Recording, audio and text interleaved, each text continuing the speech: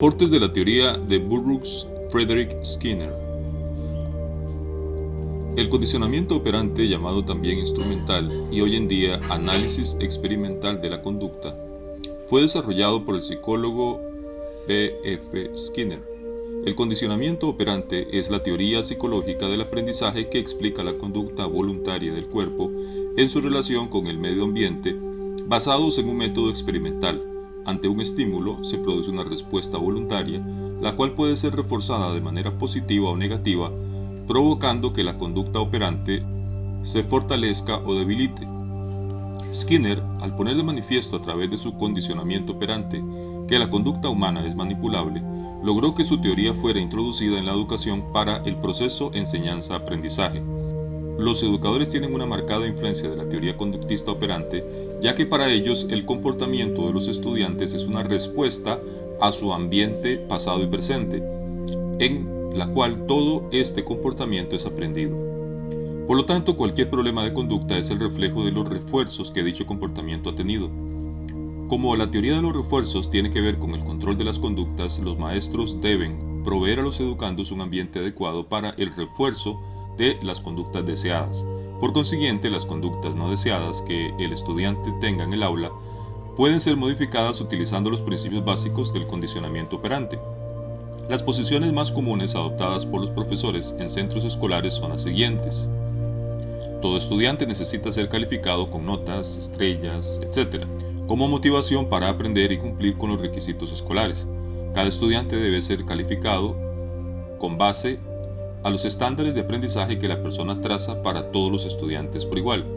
El currículo debe estar organizado por materias de una manera cuidadosa, secuencial y detalladamente.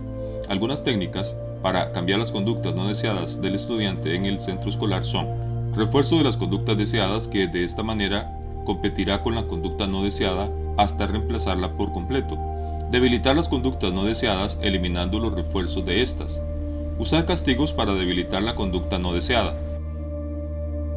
Uno de los más importantes aportes a la educación es el aprendizaje programado. Consiste en separar la materia a impartir en partes simples y se va preguntando partes de las que se tiene constancia de que el estudiante tiene conocimiento. Ante la respuesta correcta, conductas, se le refuerza con felicitaciones o puntaje para el examen final. Así, poco a poco, la conducta del estudiante tiende al afán de superación, y a medida que el alumno va adquiriendo más conocimiento, se introducen preguntas con un mayor grado de dificultad y siempre se van reforzando las correctas. Carl Ramson Rogers, más conocido como Carl Rogers, fue un psicólogo estadounidense, iniciador junto a Abraham Maslow del enfoque humanista en psicología. Fue partícipe y gestor instrumental en el desarrollo de la terapia no directiva, mejor conocida como terapia centrada en el cliente, la cual renombró como terapia centrada en la persona. La terapia rogeriana contrasta con las perspectivas psicológicas freudianas y las sociales de Alfred Adler y de Albert Bandura por el uso preferente de la empatía para lograr el proceso de comunicación entre el cliente y el terapeuta, o por extensión, entre un ser humano y otro. Rogers supone la relación entre el cliente y el terapeuta como el elemento fundamental para que se desarrolle el saneamiento del consultante, del paciente. Mediante el uso de la escucha empática, la congruencia propia del consejero y la aceptación incondicional, se intenta promover un ambiente libre de amenazas donde el cliente pueda expresarse libremente. Es a través de este escenario donde este último podrá a su tiempo conocerse a sí mismo y así disminuir su ansiedad y tratar aquellas situaciones que le acomplejan. Los aportes de Rogers a la educación. Rogers fue el padre de la no directividad. Según él, el clima psicológico de libertad favorecía el desarrollo pleno del individuo, valoraba la empatía y la autenticidad. Todo el proceso educativo debería entonces centrarse en el niño, no en el profesor, no en el contenido pragmático. Para Rogers, los principios básicos de la enseñanza y del aprendizaje son: confianza en las potencialidades humanas, pertinencia del asunto que va a ser aprendido o enseñado, aprendizaje participativo, autoevaluación, autocrítica.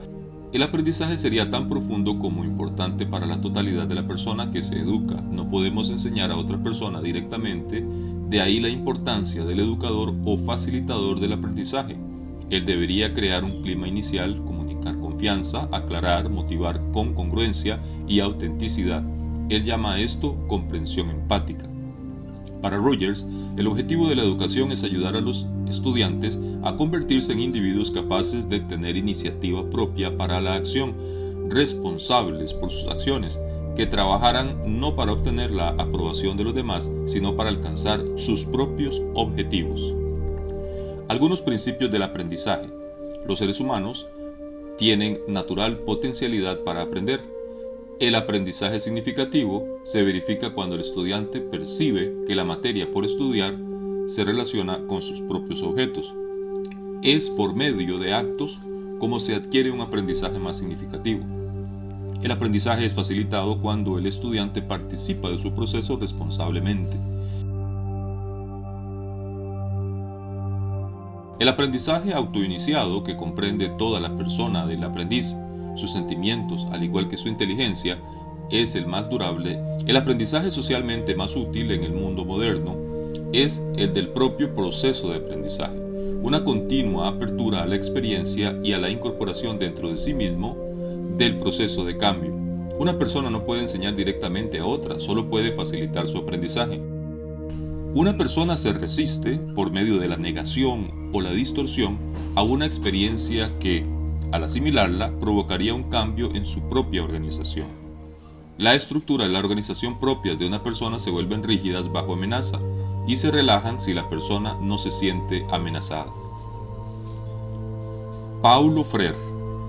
Paulo Freire se centra en las posibilidades humanas de creatividad y libertad en medio de estructuras político-económicas y culturales opresivas, cuyo objetivo es descubrir y aplicar soluciones liberadoras por medio de la interacción y de la transformación social gracias al proceso de concientización, definido como el proceso en virtud del cual el pueblo alcanza una mayor conciencia tanto de la realidad sociocultural que configura su vida como de su capacidad de transformar esa realidad. El sistema de educación y la concepción de la educación de Freire se originan en múltiples corrientes filosóficas como la fenomenología, el existencialismo, el personalismo cristiano, el marxismo humanista y el hegelianismo. Con ello contribuyó en la introducción de su país natal, Brasil, estas doctrinas, ajustándolas precisamente a las necesidades existentes. Entre sus principales aportes podemos destacar: realizaba campañas de alfabetización en busca de la creación de conciencia en la persona. Su método de proceso pedagógico está cimentado precisamente en la realidad que rodea al educando. Salir del pensamiento cotidiano a través de la lectura crítica y la praxis. Establece una pedagogía de cambio. Propone la pedagogía de la liberación, participación y popular. Paulo Freire es considerado uno de los pedagogos más importantes del mundo. Entre sus escritos podemos destacar Pedagogía del oprimido, La educación como práctica de la libertad, Pedagogía de la indignación, El grito manso, Pedagogía de la autonomía. Él critica fuertemente el sistema escolar. Indica que se debe partir de reconocer que los propios mecanismos culturales de opresión mantienen y refuerzan las formas de cultura alienada a partir del afán enciclopédico de la educación tradicional, que es bancaria, acumuladora de información. En la educación bancaria no puede haber conocimiento, pues los educandos no son llamados a conocer, sino a memorizar el contenido narrado por el educador. El método fundamental para educar es el diálogo abierto, teniendo en cuenta las necesidades del individuo. El estudiante es visto como protagonista del proceso de aprendizaje, mientras que el profesor actúa como facilitador. En su obra Educación como práctica de la libertad, Paulo Freire hace énfasis en el diálogo del ser humano con el mundo y sobre sus desafíos y problemas, es decir, implica el diálogo del hombre, de la mujer, con su creador. El humanismo cristiano. Paulo Freire realizó un estudio en su país de origen, Brasil. Sostuvo que la educación aplicada a las masas es capaz de moverlas a su autorrealización, que es el inicio de la toma de conciencia para finalmente ser sujeto de su propia historia, ya que siempre se las ha orientado a una educación alienante, domesticación, cuando debería ser una educación para el ser humano sujeto, es decir, una educación que sea capaz de colocarlo en una postura de autorreflexión y de reflexión sobre su tiempo y espacio. Todo aprendizaje debe estar íntimamente relacionado con la toma de conciencia de la situación real que afronta el educando, visión diametralmente opuesta a la concepción abstracta de liberalismo. En el contexto histórico, el educador se interesó siempre por las masas oprimidas, creyó en su libertad, en su poder de creación y crítica, estableció los fundamentos de una pedagogía en la que el educador, educando, aprenden con el trabajo común de una toma de conciencia de la situación en que vive. El educador creó una pedagogía volteada a la práctica histórica real. Consecuentemente, el pensamiento y la práctica educativa sugieren la necesidad de la política cuando se dirigen hacia las masas de los superexplotados y los pensadores. El método de Freire es fundamentalmente un método de cultura popular que a su vez se traduce en una política popular. No hay cultura del pueblo sin política del pueblo. Por este motivo, su labor apunta principalmente a concienciar y a politizar. Freire no confunde los planos político y pedagógico, ni se absorben ni se contraponen. Lo que hace es distinguir su unidad bajo el argumento de que el ser humano se hace historia y busca reencontrarse. Es el movimiento en que busca ser libre. Esta es la educación que busca ser práctica de la libertad. La metodología surge de la práctica social para volver después de la reflexión sobre la misma práctica y transformarla. De esta manera, la metodología está determinada por el contexto de lucha en que se ubica la práctica educativa. El marco de referencia está definido por lo histórico y no puede ser rígido ni universal, sino que tiene que ser construido por los seres humanos, en su calidad de sujeto, cognoscentes, capaces de transformar su realidad. La manera en que Freire concibe la metodología quedan expresadas en las diferentes variables que sirven de coordenadas al proceso educativo, como acto político y como acto de conocimiento. Estas son la capacidad creativa y transformadora del ser humano, la capacidad de asombro que cualquier persona tiene, sin importar la posición que ocupe en la estructura social, la naturaleza social del acto de conocimiento y la dimensión histórica de éste. Otras características del método de Freire son su movilidad y capacidad de inclusión. Por ser una pedagogía basada en la práctica, esta está sometida constantemente al cambio, a la evolución dinámica y reformulación.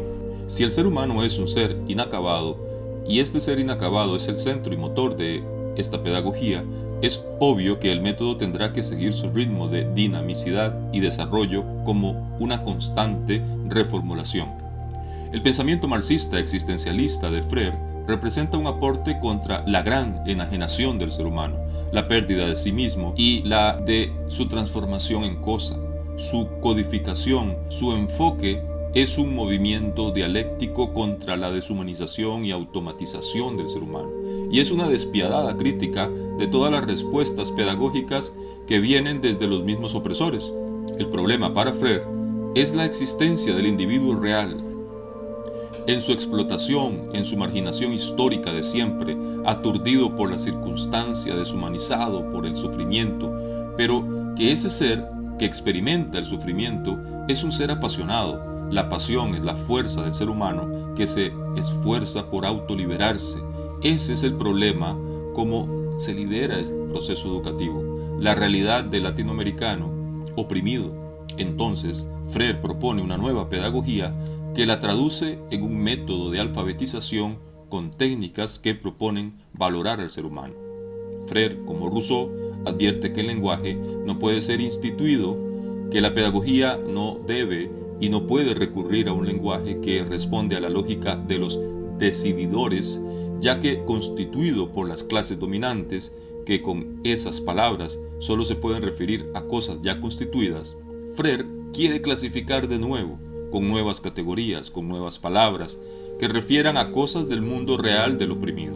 Quiere hacer un gran autoanálisis, que el oprimido renuncie a su inconsciencia, la ambivalencia de sus sentimientos con respecto al poder.